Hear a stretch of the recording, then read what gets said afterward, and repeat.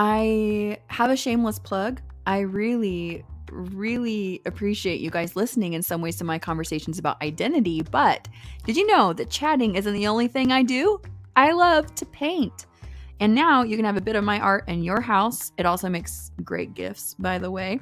So check it out at aubreyjeanart.etsy.com. That's aubreyjeanart.etsy.com.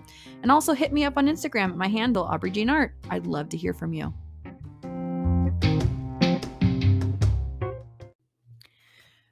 Welcome to 132nd Cherokee. Join me as I explore why being 132nd of something doesn't keep me from bragging about it. I'm your host, Aubrey Jean.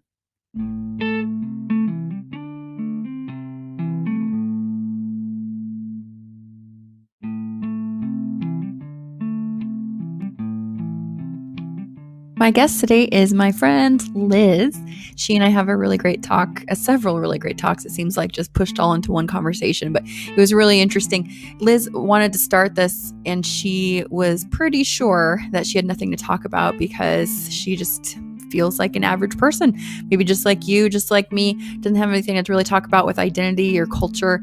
And we get to talking about what that means. And also she gives me some really good insights about if I should be talking about this in the first place. So it's pretty good. I also ask her if she's ever listened to my podcast, and this is what she says. I have not. I started it once, and I listened to 20 minutes of it twice. But you said you couldn't relate at all to it. And I don't know if not to relate the word. The second time I struggled to relate to it.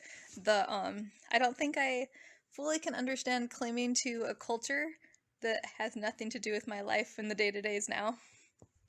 Does that mean your family has cultures that, like, you do have day-to-days with them? No, and because of that, they don't have a bearing on my life. So my great-grandma was from Switzerland, so she's 100% Swiss, which means, like, my grandma is 50%, Swiss. So there's a pretty strong tie there. And being Swiss has had, honestly, very little impact on my life.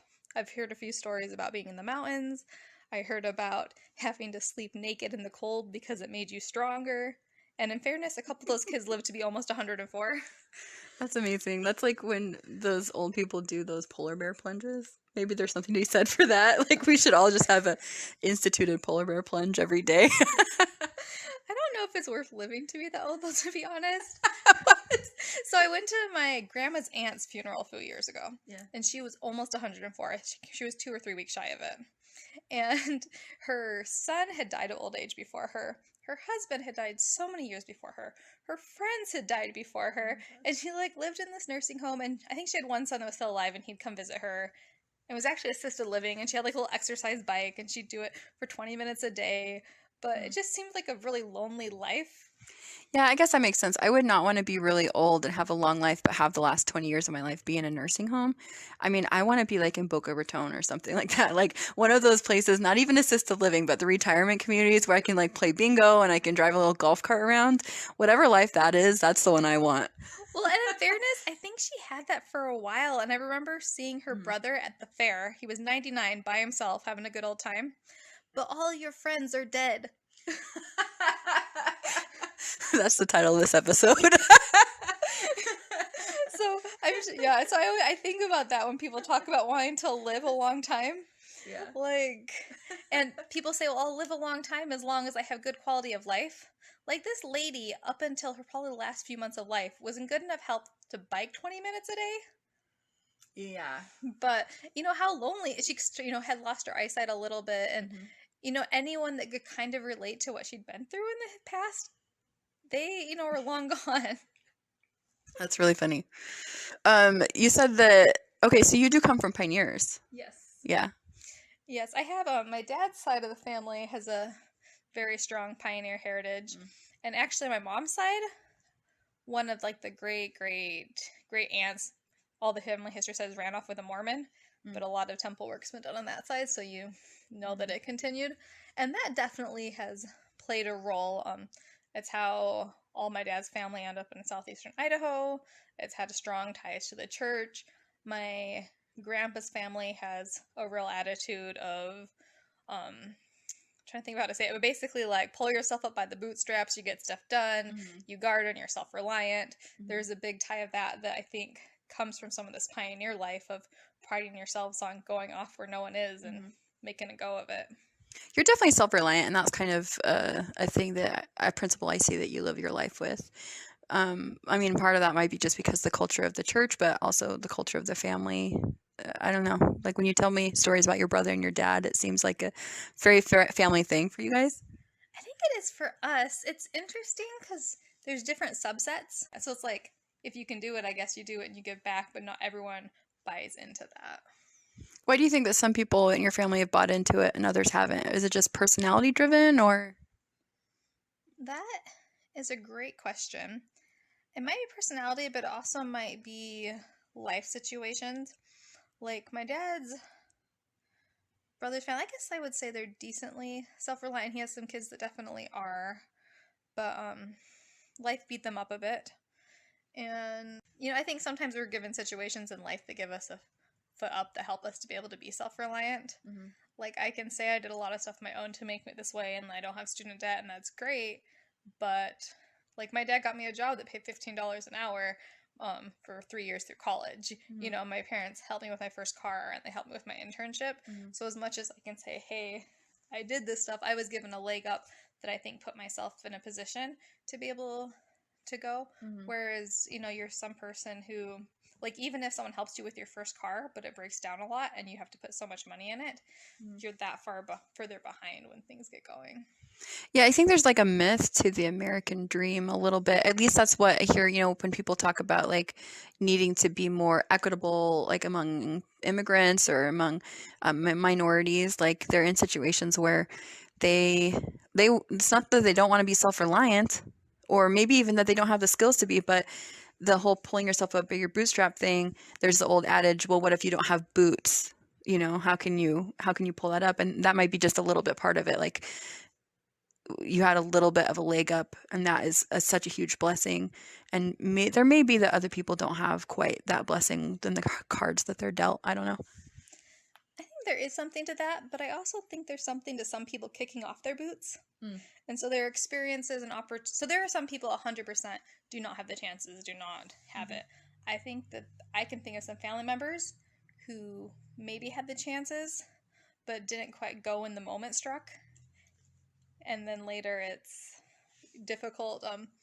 Life passes by and it's hard to start when you're behind, and then it makes it really easy to fall into this, I don't want to call it a victim mindset, but a mindset of I can't do that. It's kind of a victim mindset, yeah. Yeah, and that just, I feel like, has a negative connotation. And I can think of people who I would not ever say they have a, like, they're like, woe is me, or I'm stuck, but there's a thought of, it never would occur to you that you could do that. It never would occur to you that you could maybe, move out of your parents, or it doesn't occur to you that you could, work an extra job and pay off those student loans and have some other options. Yeah, my partner calls it learned helplessness. Like it's just for some reason someone just adopting this feeling of helplessness. Maybe that's kind of where the victim, he takes that, he says the learned helplessness in place of like victimhood, but kind of like this, they feel like they can't do these things because they've learned that, but it can be unlearned and they can kind of get out of the cycle. So it's not a situation where they can't get out of it, but they've just kind of their own mindset. It's like this. Okay. So have you ever heard this scenario, like an elephant, when it's growing, they put a stake in the ground. And so when they're little, they can't pull themselves out. Then like a circus elephant. And then an elephant, when it's grown, all it knows is this learned helplessness. And so you put a stake in the ground and it still thinks it can't get away, even though it actually can. It's strong enough to pull that stake right out. But because in their experience when they're little, that's how it is. That's just how a stake is. And so they just haven't really thought of their way out of that. That's what it kind of feels like to me, that there's learned helplessness. I'd agree with that. And I think it can even happen after someone's been very independent. I think about, I have a grandma, and she was such a go-getter. She's still alive, so she's, didn't want to maybe sound like too fast. And she, like, really wanted a secretary job, and nor was hiring. And she walked in there and said, I will be the best secretary you ever have. I will work here for 2 weeks. If you do not want me after that, I will leave. No harm, no foul. And she was a great secretary. She got the job. When she was younger, she was even on a TV show in Salt Lake City. And it was kind of, I think, like the Disney Club, whatever they call that. The Mickey Mouse Club? Mickey Mouse Club. So it was not the Mickey Mouse Club, but I've seen pictures The of knockoff, like the Joseph Mouse Club. Yeah, it's the Salt Lake version. And the Joseph rodent. With like a little bow tie and brass shoes or something. We'll turn it into that. Yeah. I know I've seen pictures of her like on the set dressed up as a book. So that's exciting. So she was an extra? I think she was on like regularly, like as one of those kind of, the kids in the background. Okay. She was a kid? Yeah. When this happened? So she was like a young, like maybe, I don't know. She looked like she was 12 or 13. I tried to ask my grandpa about it once and he just said, oh yeah, she did it. And that's all I could get. And my grandma was hard to get her on tangent. But I think of my grandma, and she's such a go-getter, all this stuff, and then she had a year that was terrible, a year that nobody should ever have wished on them. Her son died. Her husband lost her job, and they sold their house to somebody, and that person went bankrupt, and they didn't go through a bank, so they lost all the money from the house. And in this time, she kind of had a nervous breakdown too, and so she had to go back and move in with my grandpa's parents. And they're the pull 'em up from your bootstraps people, right? Very much. And I wasn't alive through this. I barely remember this great grandma, but the impression I get through all this is that it was a hard place for her to be, and I think there was some family being like, why can't you just get this together? When we all know, like, with mental illness and losing a son, all this, you can't just be expected to get over it. And I wonder if being in this situation where there was a lot of, like, negativity towards her, and even if it wasn't there, if she just perceived it, I think that has to taint you for the rest of your life. And I know she still struggles with decisions, and, I think moving forward, and she has guilt over stuff that happens, and I think she still feels guilty that somebody else hit her son when they were walking to school, where she wasn't there, no part of it, Yeah. So more like, not just like learned helplessness, but just like life has just really kicked her in the teeth, and that's sort of like, this is just like what she's been influenced by because of all these terrible things that have happened. I can see that. I can see how someone would be like in that cycle and not be able, like, you're just doing the best you can. You're just doing the best you can. We're all just trying to do the best I can. So yeah, I can understand that. The whole go-getter thing though, do you think that kind of translates down the generations in your family with you? Like, do you personally take that? I think I'm on the mild end. I don't think that's true. For the listeners out there, I do not think that's true. I'm asking her this because it's obvious that she's a go-getter. Well, I think about, like, my brother. He is, like, Peanut Man of the Year for, like, 2 years, What is that? What is the Peanut Man of the Year? I don't even know. The Peanut Council, you apply for it and you get elected and you have something to do with the National Peanut Board. Do you get to hold like a monocle and a walking stick? I wish you did. That would be so great if that was his job. He got to walk around in like the peanut costume. What is that guy called? You know what I'm talking about? Yeah, the peanut icon guy who has like, I think he has a top hat too and a monocle, and he's got this cane. Yeah, and it might even be, this will show you how much I know about my brother's life. It might even be like a USDA kind of thing too, where like I feel like it went up the chain a bit, and it's kind of a big deal. Yeah. And my brother like has a big wig job where he manages lots of people, and he's moved up the ladder, and they have plans for him to like keep moving up the ladder. Yeah. And I feel like I'm moderate where I went, and I got a job, I got a master's degree, I bought a house. So I've done the things that a lot of Americans do. It's nothing like out there, but I'm at a place in my career where I don't know there's a ton of growth left. I say I'm going to do things like learn the piano, and I work on it for a while, and then life happens. So I'm like slow progressing towards goals, where some people just prioritize stuff and run with it. I mean, maybe, I guess that's true, but at least like you have goals that you do, and you make yourself even if you're slowly progressing, you're still progressing. And like the whole like buying a house and being a master's and having your job for this job you've had for 10 years, just like basically right out of college, right? Yeah, I mean, that's pretty stable and you're doing it. And I mean, you're a family of one here, so it's not like there's another income like supporting that. I don't know. I kind of admire that. And you're always concerned about retirement and I don't even know all the things that you've talked about with like making sure that you're set. Plus you have all of your nieces and nephews that are going to take care of you when you're old. So you have that in the bag. I mean, I think you're really go getting them. I mean, I'm working on brainwashing people so I have options when I'm old. I love that you have it like they already know that they have to take care of you. No. The problem is I need to have some more, otherwise there's not going to be enough to take care of all the parents and me. And I don't know if I can prioritize myself over their parents, but I also don't discipline them. I'm just like the fun aunt, so maybe that puts me above them. I don't know. Well, I guess the trick is like not just one kid is going to be responsible for you as a third person that they're taking care of, but like maybe if you split it out between 5 nieces and nephews or something, then they're only taking care of 1/5 of you, which is really nice. So I think you can go for that Boca Raton thing. That'd be great. There's this retirement community that I know I cannot afford to live at when I retire, but it's by the hospital where I work, and I look at it with like lust. That's really funny. What is it?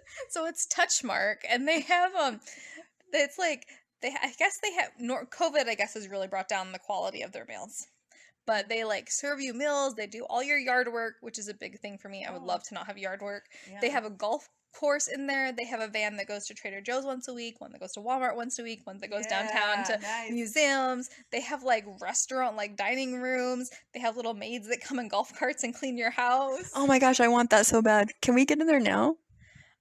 They do have age things and age requirements, and it's like $5,000 a month. Oh, that's a lot. So there's no way I cannot live on that now. So there's no way I can retire on that. I don't think I make $5,000 a month. This podcast better pick up. It's my backup plan. So I know that. I know. Like when I think of my after taxes earnings, I am not close to $5,000 a month. I like that you have to like clarify with after taxes. I'm pretty sure I'm talking before taxes, but that is just people have different lives. It's fine. That's funny. I don't even know if I know for sure my pre-tax income. I don't know what that says about me, but I just ignore it. Yeah, I don't know either. I did talk to my financial person today, but there's nothing to be said about it. Except we should all get an umbrella insurance, which covers everything else that the insurance doesn't cover, and it's only $200 for a year, basically, depending on your plan. Go check it out. It's my PSA for the day. But if somebody slips in your driveway, this will cover the litigation. Who knew? I know what I do need, but I keep putting it off and will probably never buy it, is long-term insurance. So if I were to go blind and couldn't work because I can't see patients' charts, then it would give me so much of my salary until I hit retirement age. I love that. Would you be tempted just to go blind for that? No. I think I would. So in my master's program, I took this class. Now we're really going off topic, but on it was a health promotion for aging. And they were saying in the class that when they started retirement at age 65, the average person lived to be 68. So you're looking at a 3-year retirement, really. And this has changed. And I just remember this quote from the book is that we're not designed to be on vacation for 20 years. And so That's a good point. I don't know if it's good for your soul. And a lot of people in retirement fill their time with good things. There's volunteering, there's projects, there's making things. Podcasts. So we could start a retirement podcast. But I think that it would be really nice to maybe not work for a month. But then after that, I think my quality of life would actually decrease. Honestly, I think my step-grandpa, it was the same. As soon as he retired, he just went downhill because he couldn't fill his days with anything productive. It was really hard for him. Today, the guy asked me when I thought I would retire, and he's like 65, 70, and it never really occurred to me that I could not retire until 70. And I thought, yeah, why not 70? I don't want to be working until 70, but I mean, I want to be doing something, I can't figure out, I don't think I could handle not having anything to do. I mean, at least I have painting and I have writing and I have singing and I have just being amazing, but I mean, sometimes that just gets old, you know? It is hard when you're too amazing. And some of us that may be a little bit more extroverted need to see human beings at points too. Yeah, I don't deal with that. Yeah, COVID was harder on one of us than the other.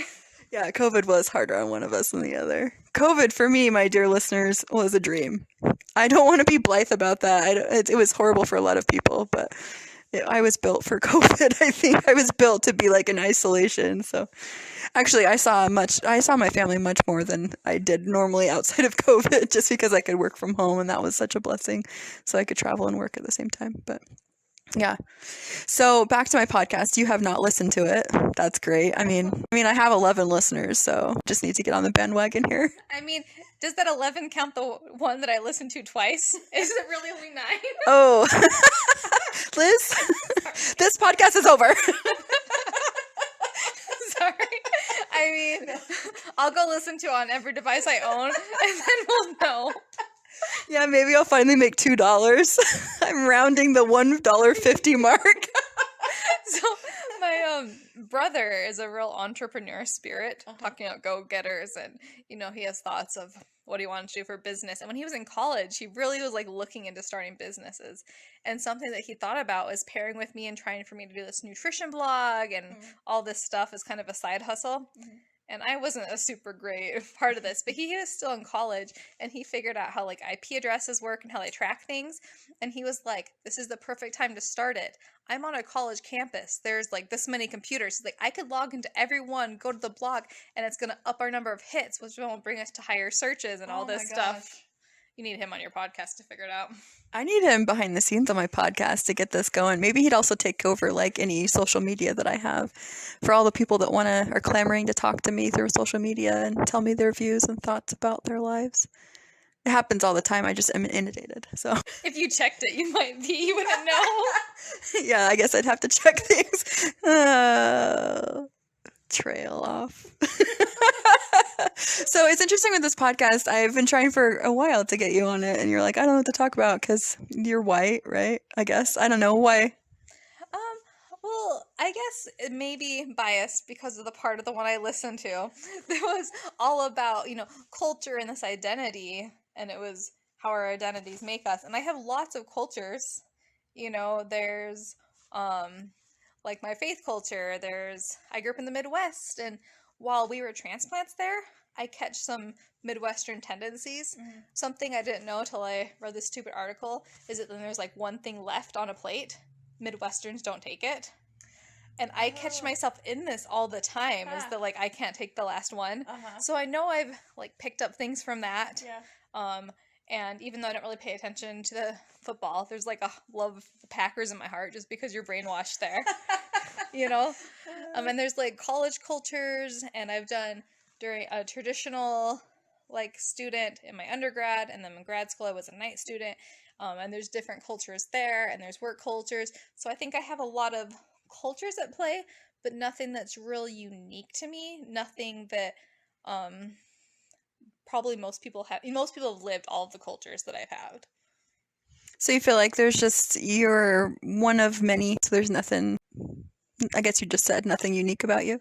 I mean, there's always unique things, and I think no one has lived exactly someone's experience, but I think I know so many more people who have more to, like, they could say about it, or I think about, we have a friend, and she's part Swedish, on both sides, but not real close, but they have Swedish traditions still in their home, whereas we, like, my great grandma's from Switzerland. I knew her, and we have no traditions of any sort like that.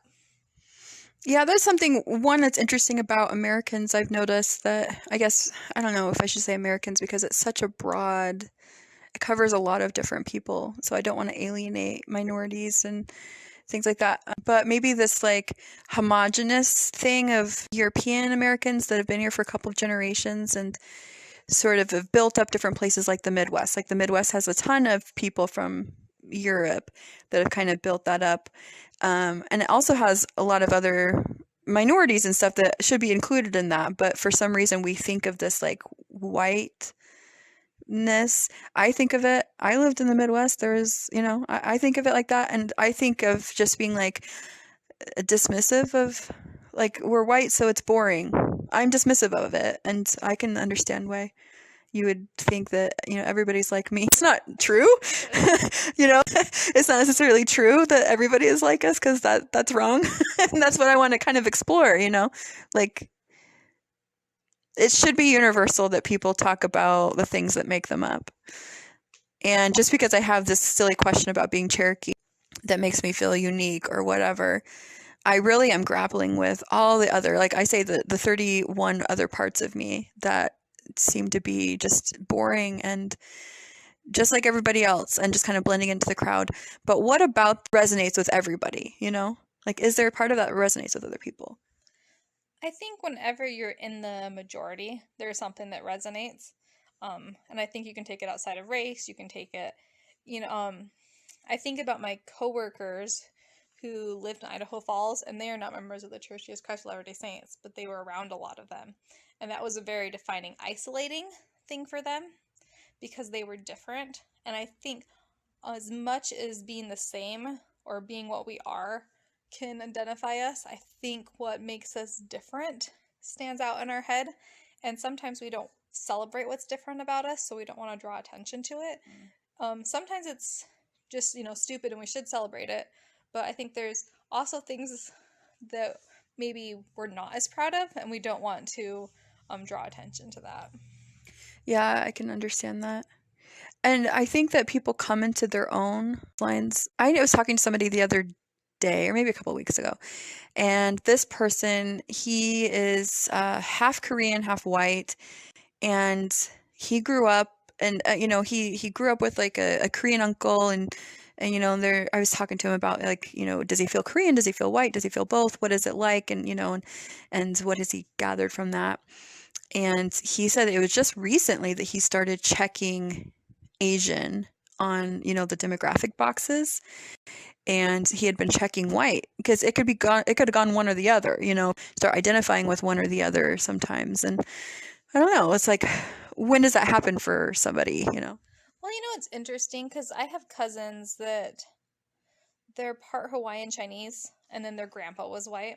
But some of those darker skin tones tend to carry through more, so it can make it a little bit more obvious. But it's real interesting to me because my oldest cousin, he looks very white.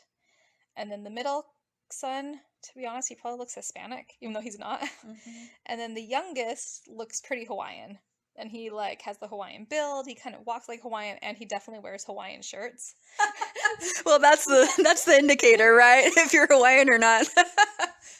And I don't even know if this answered your question, but it just made me think of... I know him.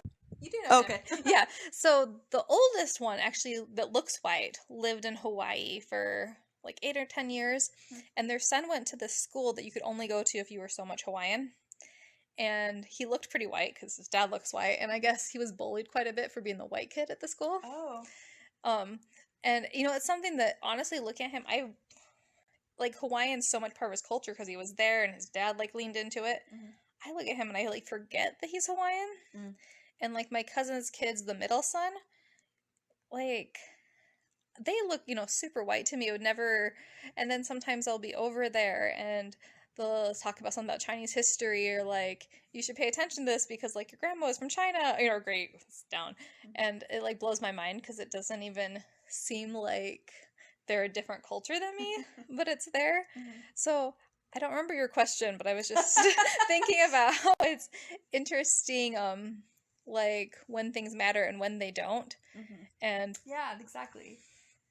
Yeah. When things matter and when they don't, and they should matter and when shouldn't they? My thing with being 132nd Cherokee, when does that matter and when shouldn't matter? That's a question that I've wanted to ask you. That's a good question. And I feel like there are some relatives that I've never met that I feel a connection to.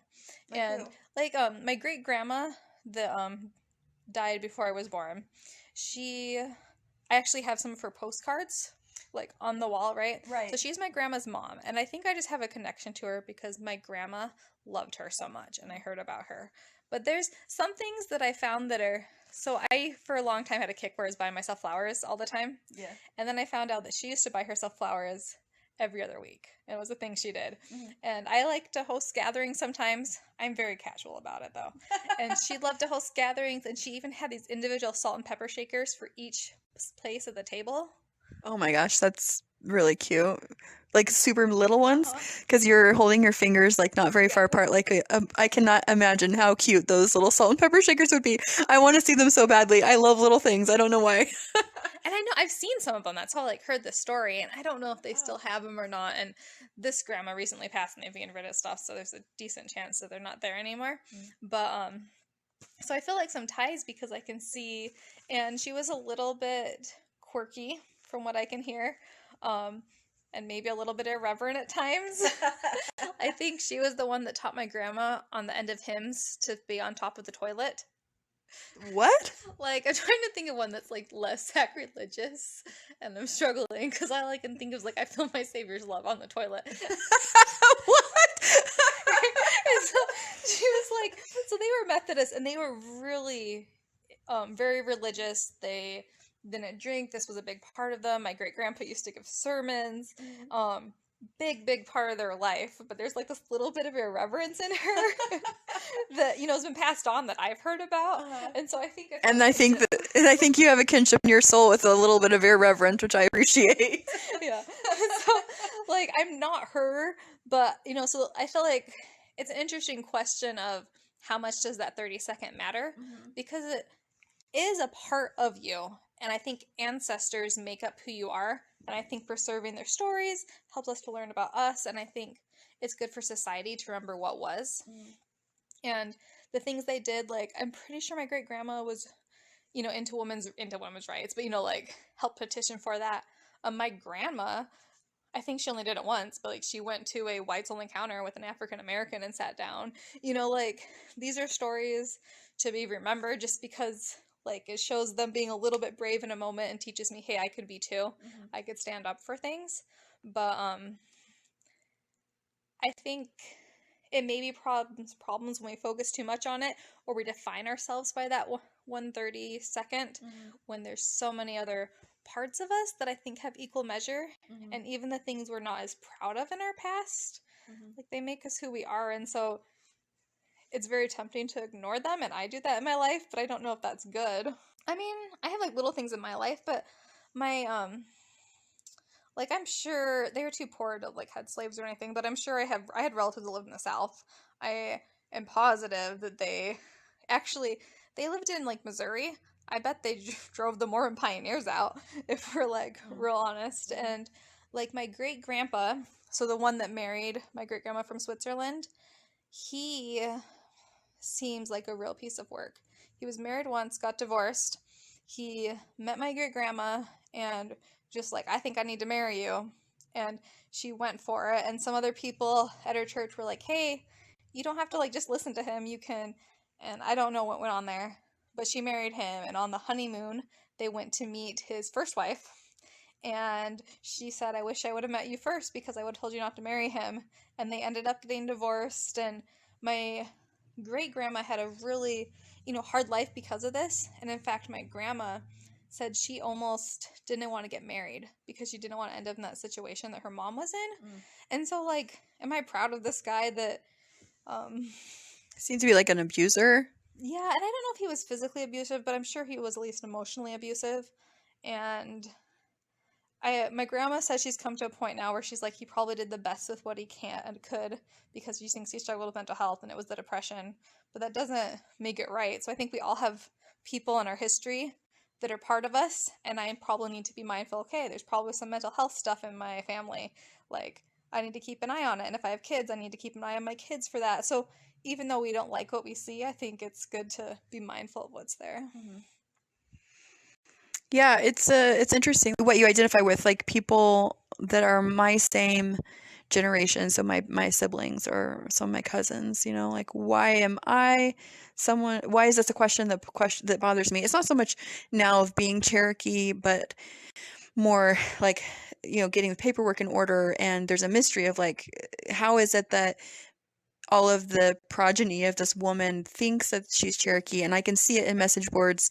My sister brought up just the other day, which I'll talk in their episode, but just the other day they brought up this like printout of message boards and stuff, like other people being like, hey, this ancestor, I'm through this kid, and this is our common ancestor, which is the one we're talking about. We've always heard that she's Cherokee. Do we have any paperwork on it? And this person, I think, is my generation as well, but it's through, that one of her other sons, right? So I'm through one son, and she has like 10 sons, and so he's from another son. And so it seems to be common along the lines. He's not the only one. I've heard it from other people as well through other of the siblings. So for some reason, those siblings and their descendants have passed this on that this woman is Cherokee. So my thought is that seems like she was Cherokee, or she told a really big lie. One or the other. Got a really good tan. People just Yeah. So why was I saying that? Oh, I was bringing that up because, like, okay, so it's a question. This is like the question mark that surrounds it, but this is just a starting off point about talking about people, about what they identify with. It doesn't have to just be about, being Cherokee or whatever. And that's why I'm talking to you, because, I mean, like you said earlier before we started recording, that you don't have any experience with being Indian, like Native American. And so, you don't identify with it. And it's just a literal take on what these discussions are, because it's like, why do I identify with it? And why do I identify with it and my siblings don't identify with it, that kind of thing. And so it's just like, people are individuals, and what they experience is different than everybody else, but also, what sticks out to them and what touches them kind of is different as well. What lessons they learn from it can be different, which to me is kind of fascinating. Well, you know what? When you were talking, fascinated me is it's all focused on this one woman, that if she was Cherokee. But if she was, the rest of her progeny, like, that was, like, past that every single person was. And I think there is something we crave about being the first, or being, yeah, and I think Native Americans, I don't know enough to comment, and I would probably just be offensive if I tried. But I do know my grandpa worked on the reservation at Fort Hall for years, and he loved it, and he has, some stories. But there's also, like, a lot of not great things that have been done, and I think some disadvantages for a lot of Native Americans, from what I understand, which I could be completely wrong, reservation life can be really tough. Mm-hmm. There's maybe not good education. And so it's really funny to me that this thing we cling to. And I think, and I told you before we started here, is that there was maybe a rumor that some pioneer person had married someone who was an Indian, and I've never even, or Native American, I've never looked into it. Mm-hmm. But it's funny that there's this cling to it. But for a lot of people, it's put, being born into that is what we've done to them, and they're in a reservation without proper resources. Mm-hmm. And so it's funny to celebrate it, but then not celebrate it in the people who are living it today, if that makes sense. That's actually interesting that I never have put together like that. I mean, because you're right. Like, I think someone told me that a while ago it was popular to claim Native American ancestry. But it sounds to me that the people who are claiming Native American ancestry are white people. And there is a certain amount of stuff that I don't have to put up with just because I'm white. I don't have to put up with some of the crap. If I'm being regulated to, say, a reservation, and I'm sure, they're smart people, and they're getting stuff done, and they're trying to improve lives and stuff in these places that they're on these reservations. And I know this is happening, and I know that they're really trying to build up their culture and their resources.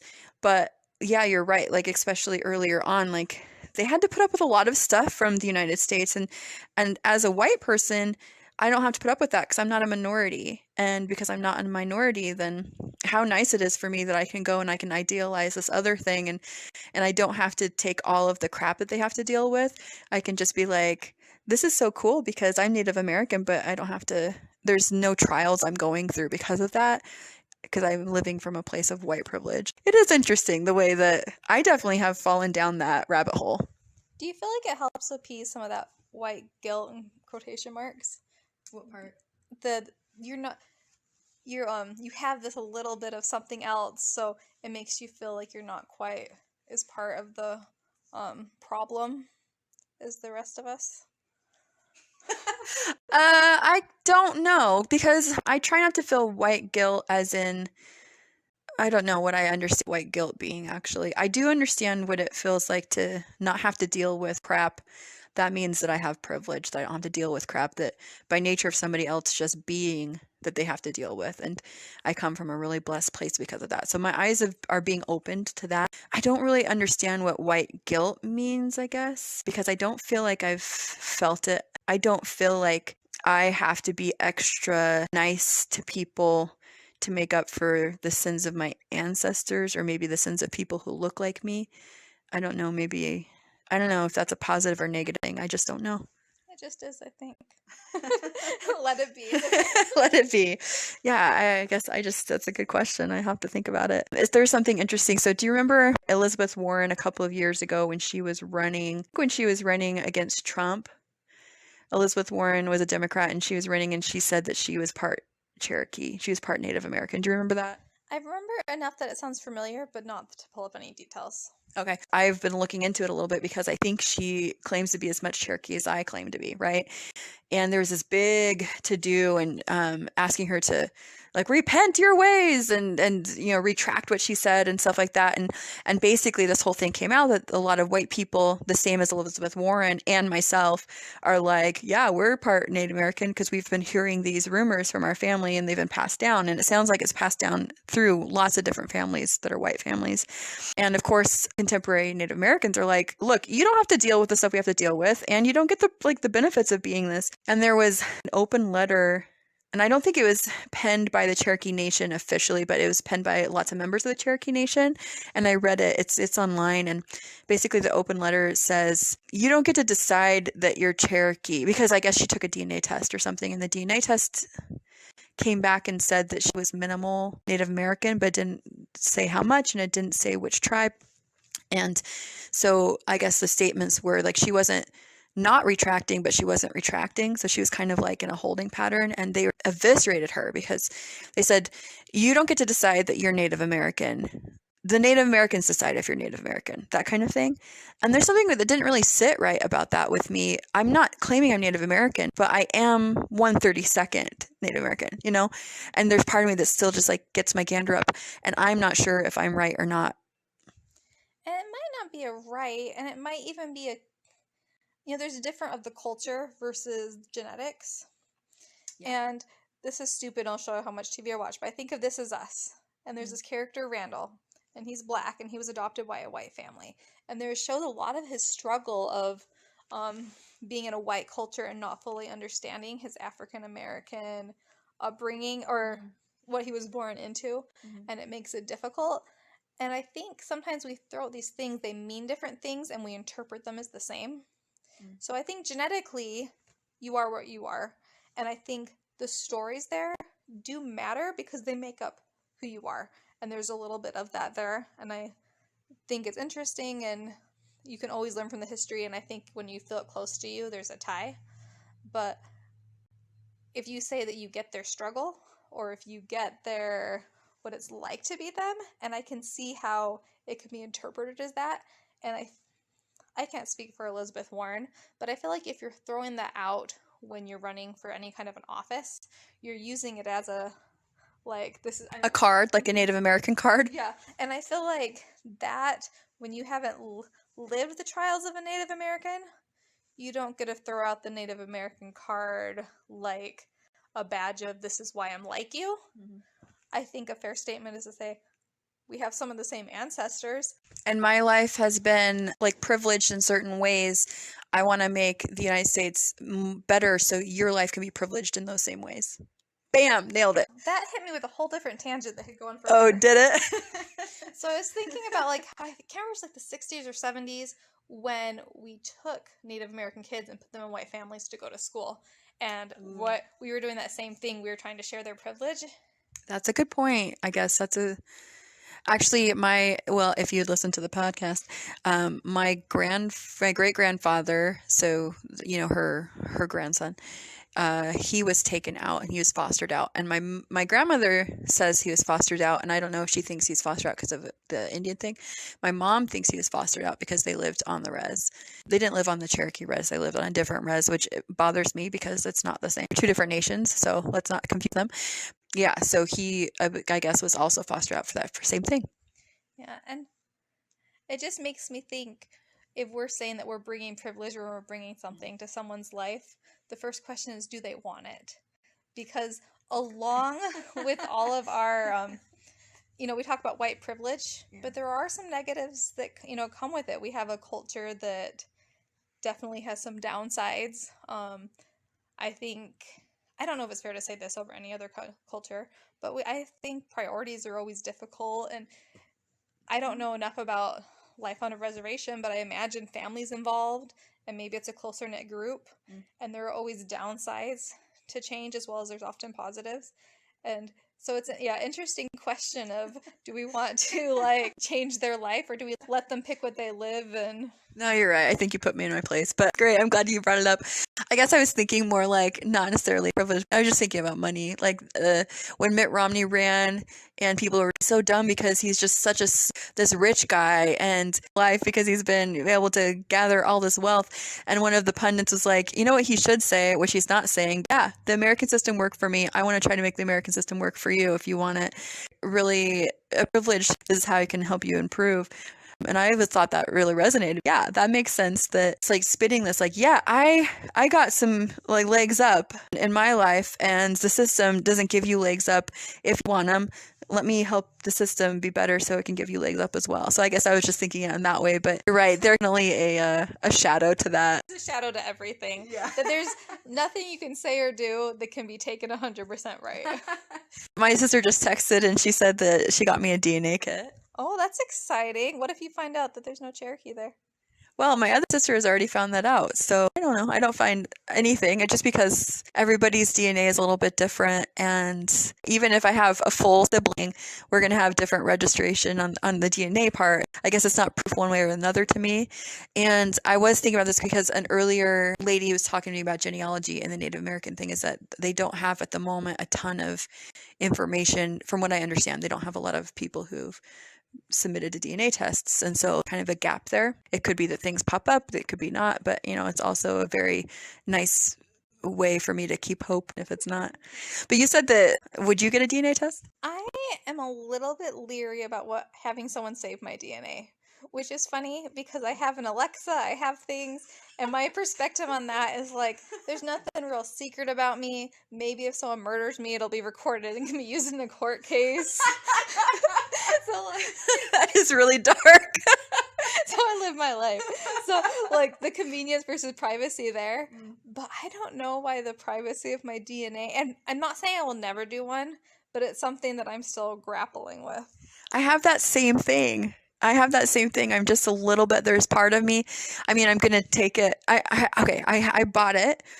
And so the next step is actually opening it up and taking it. It's going to be hard for me. This impetus, this podcast is an impetus for helping me do that. And I feel like it's an impetus for my family doing it too. They might not be too thrilled with me recording everything. I don't have many thoughts about this, but I have seen that they've been doing more research lately, and also they've been doing more DNA stuff. DNA could be a blessing and a curse here. It makes me think of that book, The Speaker of the Dead. Have you read that? Yes. And the premise is, I can't remember his name. Ender. He finds out truths and shares the truth when people are dead. And it's always interesting whether truth is helpful or not. There's that line where you want to say, oh, yes, it always is. Knowing the truth is better than not. And in this case, it might be because, he does have a different dad. Maybe that opens to some different relationships. Mm-hmm. It's interesting to know how much you really want to know. Yeah, I mean, especially with that book, I think it explores the truth, but it also explores handling the truth with compassion, which made Ender a really good speaker of the dead because he had to develop such compassion for, everybody's going to have to go read Ender's Game. I'm not going to tell you the story, but basically he's a tool to save humanity. But in order to be a good tool to save humanity, he has to develop compassion for humanity's enemies and to really get in their head. So then afterwards, he's kind of traumatized because he has all this compassion for these enemies who now don't exist. And he has to do something with his compassion. And so he spends the rest of his life utilizing compassion in a different way. And it's utilizing the compassion by speaking for the dead and speaking truth. And for me, that's kind of what I got out of it, is that I think I think truth, is a double-edged sword. Like it can hurt and it can help. And also looking at it from an angle of passion, I think is more helpful than not, because it teaches you perspective, teaches me perspective. I don't know. I've tried to gather that, I have compassion for myself when I examine myself and examine, if I'm just being a jackass or something, looking at myself and seeing the why of why I'm doing this, or, what vulnerabilities I have, and then having compassion for myself has been really helpful for me, and not beating myself up, because that's not productive. But the other helps me get out of my way and then actually rectify it. Maybe the same, but on a bigger scale. It's always interesting when it's in the past and you can't change the past. And I know this is something we've debated, and again, could be a whole nother podcast, but how we look at people in history who maybe did good things, but also did bad things, and do the bad things outweigh the good? And then you also have to take into account, what did they know and understand at that time? We know so much more, and if you're raised in a culture where you aren't taught someone's equal, or you aren't taught that all relationships, are equal, it's a hard thing to overcome. And I don't know that we can judge everyone in history with 2021 standards. I think we can point out, hey, that wasn't great, let's not do that. But I don't think we can forget or minimize the good that they did, and that's that same interesting compassion that we have. When we had that conversation a couple days ago, and I walked away thinking, okay, so what if in 25 years we achieve the unthinkable, we achieve world peace, and then 50 years after that, after people have grown up in this era of world peace, then they look back and they think oh, those jerks were awful because they didn't have world peace and they couldn't get through working out all these troubles, and how stupid all these people were, and just how judgmental those people 75 years from now could be because they've lived in a life where world peace is a thing. And now I do judge people. Well, I could judge people by looking back and saying oh my gosh, that guy owned slaves, that was awful. But just like you said, that it really depends on all these contexts. Of course, it's bad to own slaves. It's not good to have slaves. Human life is human life. But what they thought about owning slaves, sometimes we judge what we think they thought, and we can get in trouble, I think, with that, because we don't have compassion about it. It's always interesting judging history. My grandma had relatives that fought for the North, and some of them lied about their age so that they could, go fight in the Civil War. And we paint in this picture of they wanted to end slavery, they wanted to do all this, and I really hope that's true. I want to cling that I have these relatives that cared so much that at 16 years old they lied about their age and joined the military. But is that fair to say that was the case? Is it because they just were that's what everyone else is doing? Is it because they just thought our country's not going to survive as two countries? I think as much as we demonize people, sometimes we also put people up on pedestals that we can't understand their motivation. And not that we don't celebrate what they did, but I just was thinking it's interesting how we can do that on both sides. Yeah, that's a great point.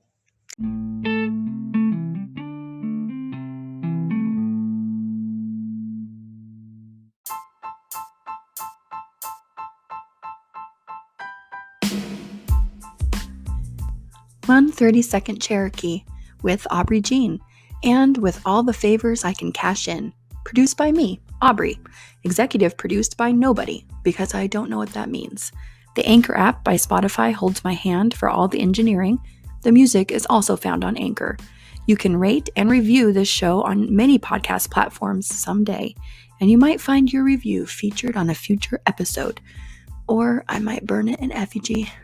Got comments? Send me a message at anchor.fm/Aubrey-Jean. That's anchor.fm/Aubrey-Jean.